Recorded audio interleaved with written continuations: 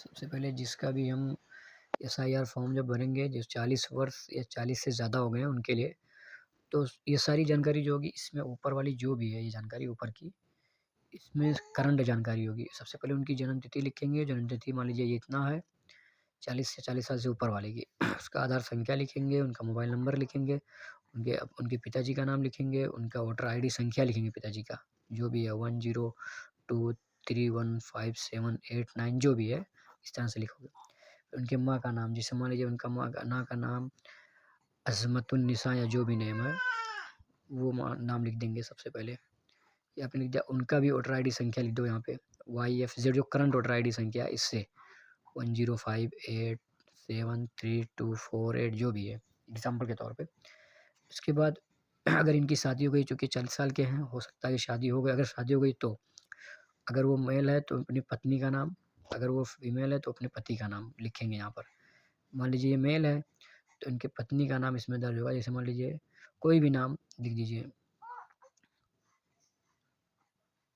ज़हरा या कोई नाम लिख दिया, ज़हरा खातून। अब इनकी वोटर आईडी संख्या जो भी होगा यूपी करके जो है 350587311289, इस तरह से इस फॉर्म को डिटेल में भरेंगे। जैसे मान लीजिए फिर एक बार समझा दे रहा हूँ, जैसे 40 साल या 40 साल से ज़्यादा हो या कोई भी हो, चाहे 18 से 45 साल के बीच का हो, वो सभी को ये कॉलम भरना है। सबके लिए ये कॉमन है और ये करंट जानकारी के अनुसार होगी। जन्म तिथि लिखेंगे उसके पहले, सबसे पहले उसका आधार संख्या लिखेंगे, उनका मोबाइल नंबर लिखेंगे, उनके पिता का नाम लिखेंगे, उनकी वोटर आईडी संख्या लिखेंगे, उनकी माँ का नाम लिखेंगे, उनकी माँ का वोटर आईडी संख्या। अगर वो पति शादीशुदा हैं, जो वो पति पत्नी या कोई आदमी हो शादीशुदा है, मर्द है तो उसकी पत्नी का नाम, औरत है तो उसके पति का नाम और उसकी वोटर आईडी संख्या। ये फाइनली पहला वाला ऊपर वाला हो गया। अब इसके बाद अगर वो 40 साल का है तो उसके लिए ये कॉलम होगा, पिछले एसआईआर की मतदाता सूची में मतदाता का नाम। अब आपको 2003 की वोटर लिस्ट उठानी पड़ेगी। 2003 की वोटर लिस्ट, वोटर लिस्ट में इस मतदाता का नाम जैसे लिखा है वैसे लिखना है। जैसे मान लीजिए इस मतदाता का नाम है करीम, नाम है तो ये करीम, 2003 की वोटर लिस्ट में उसका नाम करीम ही लिखा है तो वही नाम लिखना पड़ेगा। और उसकी वोटर आईडी संख्या क्या है, EPIC उसी मतदाता लिस्ट में उसके सामने दर्ज होती है, वो दर्ज करेंगे, जो भी है YFZ करके जो भी है, XY जो भी है लिखेंगे। इसके बाद जो है वो अपने किसी संबंधी का नाम लिखेंगे, किसी संबंधी का नाम लिखेंगे।